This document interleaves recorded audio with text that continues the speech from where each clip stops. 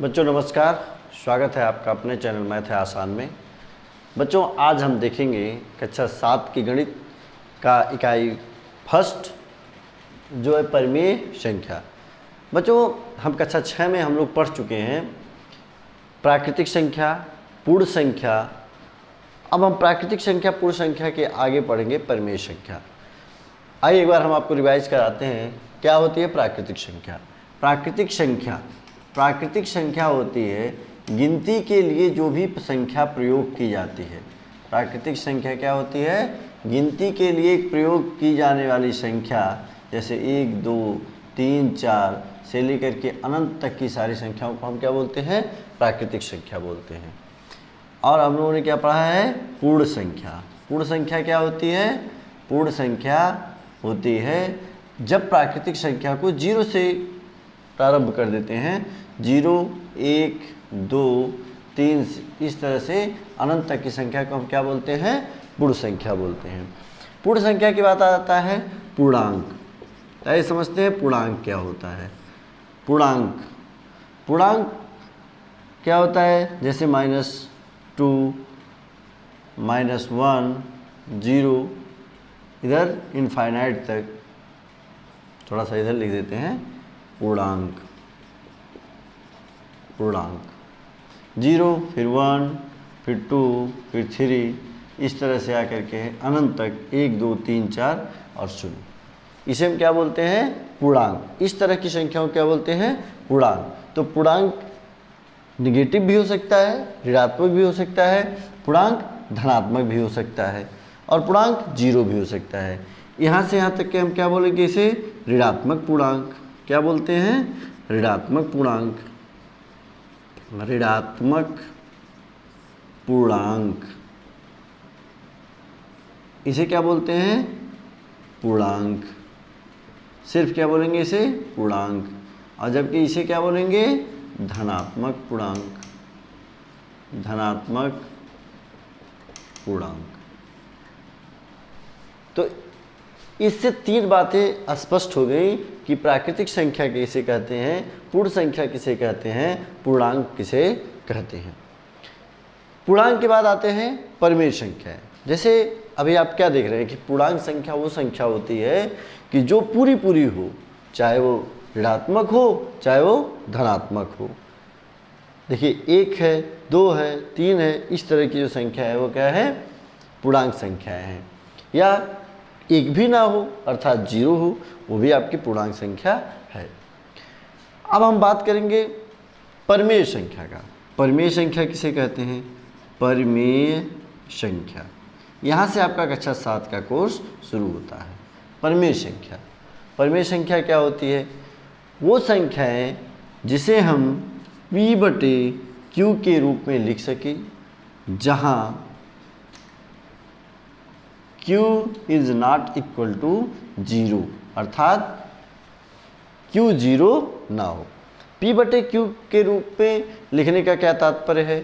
P/Q के रूप में लिखने का मतलब ये हुआ कि वह संख्या जिसे हम बट्टे के रूप में लिख सकें।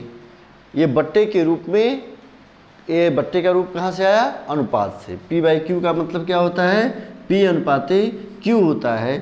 P का मान कितना है, Q का मान कितना है, यहीं से क्या आता है? हमारी परिमेय संख्या आती है। या यूँ कह लीजिए कि वह संख्या जिस भी संख्या को हम बटे के रूप में लिख सकते हैं उसे हम क्या बोलते हैं? परिमेय संख्या बोलते हैं। अब Q 0 के बराबर ना हो, इससे क्या मतलब है? Q भी 0 से बराबर ना होने का मतलब हो गया कि अगर मान लीजिए कोई संख्या है 5/0, तो यह क्या हो जाएगा? 5/0 का जो मान है वो इनफाइनाइट हो जाएगा। इनफाइनाइट का तात्पर्य अनंत हो जाएगा। तो अनंत क्या है? अनंत की व्याख्या नहीं हो पाती है, इसलिए यह क्या है? यह परिमेय संख्या नहीं है। जबकि 1, 2, 3, 4 इस तरह के जितनी भी संख्या है वो संख्या क्या कहलाएगी? वह सारी की सारी संख्या पूर्णांक संख्या है। और यह जितने भी पूर्णांक हैं वह परिमेय संख्या भी है, क्योंकि हम 1 को 1/1 लिख सकते हैं, 2 को 2/1 लिख सकते हैं, 3 को 3/1 लिख सकते हैं, 4 को 4/1 लिख सकते हैं।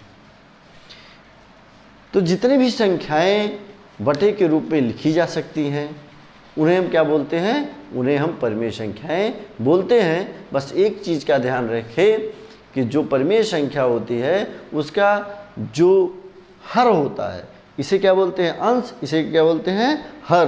तो जो हर होता है वह कभी भी शून्य ना हो, ऐसे संख्याओं को हम क्या बोलते हैं, परिमेय संख्या बोलते हैं। आइए अब कराते हैं आपका अभ्यास। आपके इस बुक से हम हर क्वेश्चन करवाएंगे जो इस बुक में दिया रहेगा। मैं आपको जब भी आप लोग देखें तो आप लोग क्या करें, किताब खोल करके सामने रख लें जिससे आपको आसानी से अपना सवाल आप सॉल्व कर सकें। तो आइए देखते हैं प्रश्नावली 1।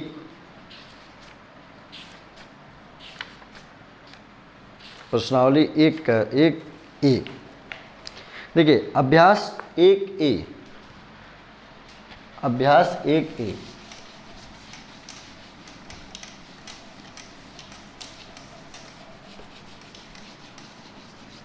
अभ्यास 1A में पहला सवाल दिया हुआ है। पहला सवाल दिया, निम्नलिखित पूर्णांकों को परिमेय संख्याओं के रूप में लिखिए जिनका हर एक हो। कुछ संख्याएं दिया हुआ है। संख्या कौन कौन से दिए हुए हैं, ऋण 7, 11, ऋण 27, ऋण 45 और ऋण 45 प्लस 71, ये संख्या दी। अब सवाल में क्या कर रहे हैं, सवाल को आप पढ़ेंगे तो क्या लिख रहे हैं, निम्नलिखित पूर्णांकों को परिमेय संख्याओं के रूप में लिखिए जिनका हर एक हो। जैसे मैंने अभी आपको जस्ट पहले बताया कि जब कोई संख्या बटे के रूप में लिखी होती है, जैसे जो इसी को हम लिख देते हैं 7/1, तो 7/1 जब लिखा जा रहा है तो 7 क्या होता है, ऊपर वाली जो संख्या होती है उसे क्या बोलते हैं, अंश, नीचे वाली संख्या क्या बोलते हैं, हर। बस इतना बात आप समझ जाएंगे तो सवाल आप आसानी से समझ जाएंगे। आप क्या देख रहे हैं, कह रहा है कि ऐसी संख्या, इन संख्याओं को पूर्णांक, ये संख्या क्या है, सारे के सारे पूर्णांक हैं। ये ऋणात्मक पूर्णांक है, ऋणात्मक पूर्णांक है, ऋणात्मक पूर्णांक है, ये दोनों क्या है, धनात्मक पूर्णांक है। तो कह रहे हैं कि इन पूर्णांक संख्याओं को परिमेय संख्या के रूप में हमको व्यक्त करना है। तो जब हम इसे परिमेय संख्या के रूप में लिखेंगे तो हम क्या लिखेंगे, इसे लिखेंगे ऋण 7/1, बटे के रूप में मैंने लिख दिया जिसका हर एक हो, सवाल में ही कह रहा है। इसी तरह से इसको लिख देंगे 11/1, इसे लिख देंगे ऋण 27/1, इसे लिख देंगे ऋण 45/1, इसे लिख देंगे 71/1। तो इस तरह से क्वेश्चन नंबर 1 के जितनी भी संख्याएं थी सारी संख्याओं को का हर एक हो गया और वह पूर्णांक ऊपर हो गए। इस तरह से इन संख्याओं को हम परिमेय संख्या के रूप में लिख दिए। आइए देखते हैं, यह हो गया क्वेश्चन नंबर 1। आइए क्वेश्चन नंबर 2 पे। प्रश्न 2 क्या कहता है कि ऋण 4/5 को ऐसी परिमेय संख्या के रूप में व्यक्त कीजिए जिसका अंश है। देखिए सवाल है कि ऋण 4/5 को ऐसे परिमेय संख्या के रूप में व्यक्त कीजिए जिसका अंश जो है वह क्या बन जाए, एक संख्या दिया हुआ है लेकिन इसका अंश क्या बनाने के लिए बोल रहे हैं, ऐसी अंश क्या हो जाए, अंश हो जाए इसका 8, ऋण 16, 20 और 24। क, इसमें कई खंड हैं, क, ख, ग और घ। इसमें क्या कह रहे हैं, कह रहे हैं कि इसके हो जाए 8, 16, 8 ऋण 16, 20 और ऋण 24। क्या कह रहे हैं कि इन संख्या को, इस संख्या को परिमेय संख्या के रूप में व्यक्त कीजिए जिसका अंश 8 हो। अभी अंश कितना है, ऋण 4 है, इसको हमको कितना बनाना है, 8 बनाना है। सवाल में यही पूछ रहे हैं। तो जब इसको 8 बनाने के लिए हम इसमें क्या कर देंगे कि यह ऊपर वाली संख्या 8 हो जाए। इसमें हम क्या करेंगे, ऋण 4 में अगर 2 से गुणा कर दें, ऋण 2 से क्यों, क्योंकि ऋण ऋण है, यहाँ पे जो चिन्ह है वो धन है और नीचे भी हम 5 गुणे ऋण 2 कर दें तो इसके मान में कोई अंतर नहीं आएगा। क्यों, क्योंकि ऊपर भी ऋण 2 से गुणा कर दिया, नीचे भी ऋण 2 से गुणा कर दिया, यह ऋण 2 आपस में कट जाएगा। तो इस तरह से इसका गुणांक कितना आ जाएगा, 4 दूना 8 बटे 5 दूना 10, ऋण 10। अब सवाल के अनुसार इसका अंश कितना हो गया, 8 हो गया। ठीक है, ये हमको करना था कि ऐसे परिमेय संख्या के रूप में व्यक्त करना था जिसका अंश 8 रहे। ठीक इसी प्रकार से ख करेंगे। ख में क्या है, ये तो हो गया क, दूसरे का क, दूसरे का ख। यहाँ पे संख्या यही है, इस संख्या में क्या करें कि ऋण 16 आ जाए। अब स्पष्ट दिख रहा है कि ऋण 4/5 में अगर हम ऊपर नीचे 4 से गुणा कर दें तो यह क्या हो जाएगा, ऋण 16/20 हो जाएगा ना, ऋण 16/20। तो यह हो गया आपका ऋण 16/20। और अगर ऋण 16/20 आ गया, इस तरह से क्या हो गई, यह इसका जो अंश है वो ऋण 16 बन गया। इसी तरह से ग वाला क्वेश्चन है, उसको 20 करना है, तो ग वाले संख्या में क्या करना है, हमको 20 कर लाना है। 20 लाने के लिए हम क्या करेंगे, कर देंगे ऋण 4/5 गुणे, कितने का गुणा करें, गुणा कर देंगे ऋण 5 का ऊपर और ऋण 5 का नीचे। ऋण 5 का ऊपर ऋण 5 का नीचे कर देंगे, 5 चौक हो गया 20, अंश तो बन गया 20 और यह हो जाएगा ऋण 25। तो यह क्या हो गई, एक ऐसी परिमेय संख्या हो गई जिसका अंश 20 है। इसी तरह से 24 लाना है। 24 लाने के लिए हम, ये आपका हो गया ग। अब हमको क्या करना है, घ करते हैं। यहाँ पे कितना लाना है, ऋण 24। तो हम क्या करें, ऋण 4 गुणे 6 कर दें और यहाँ पे कर दें 5 गुणे 6, ऊपर नीचे गुणा करेंगे तो क्या हो जाएगा, ऋण 24, 6 चौका 24 और हो जाएगा 5 छक्का 30, तो हो गया ऋण 24/30। इस तरह से आपका दूसरा सवाल भी सॉल्व हो गया। आइए देखते हैं तीसरा सवाल। निम्नलिखित परिमेय, इसमें लिख रहा है कि -5/7 को ऐसी परिमेय संख्या के रूप में व्यक्त कीजिए जिसका हर, अभी तक तो अंश पूछ रहे थे, अब क्या पूछ रहे हैं हमसे, हर। कि अब तक अंश में हमको अंश लाना था, अब हमको क्या लाना है, हर लाना है। तो आइए देखते हैं इसको भी। ऋण 5/7 को कितना लाना है, पहला क की किताब में देखिए कितना लाना है, 7 लाना है। 7 लाने के लिए हम क्या करेंगे, कहाँ पे 7 लाना है, नीचे 7 लाना है। ठीक है, क्या कह रहे हैं कि ऋण 7 है, सॉरी ऋण 7 है, तो ऐसे परिमेय संख्या के रूप में व्यक्त किए जिसका हर 7 है। आपको मैं पहले बताया यह क्या है, अंश, और यह क्या होता है, हर। अब हमको हर को कितना करना है, 7 करना है। 7 करने के लिए हम क्या करेंगे, ऋण 5/7 में अगर ऋण 1 से गुणा कर दें, ऋण 1 से गुणा कर दें तो इसका चिन्ह ही बदलना था, तो चिन्ह बदल जाएगा। तो क्या हो जाएगा, 5/7। तो हम क्या देख रहे हैं, इसका हर जो है वो 7 आ गया, जो हमारे सवाल में पूछा जा रहा था। इसी तरह से ख करते हैं। ख में क्या दिया है, जिसका हर ऋण 14 हो जाए।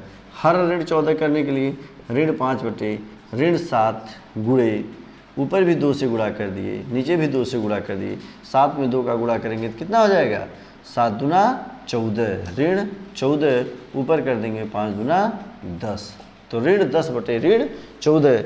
यह क्या हो गई, ऋण 14 जो आया, यह आ गई परिमेय संख्या।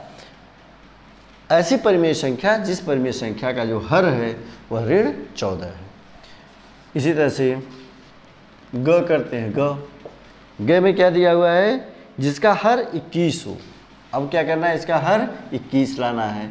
तो -5/-7 गुणे, ऊपर ऋण 3 से गुणा करते हैं और नीचे ऋण 3 से गुणा करते हैं, तो हो जाएगा 5×3 15 और यह हो गया 7×3 21। ऋण ऋण गुणा होकर हो जाएगा धन, तो हो जाएगा 21। इसी तरह से ऊपर ऋण ऋण का गुणा हो गया धन, तो हो गया 15/21।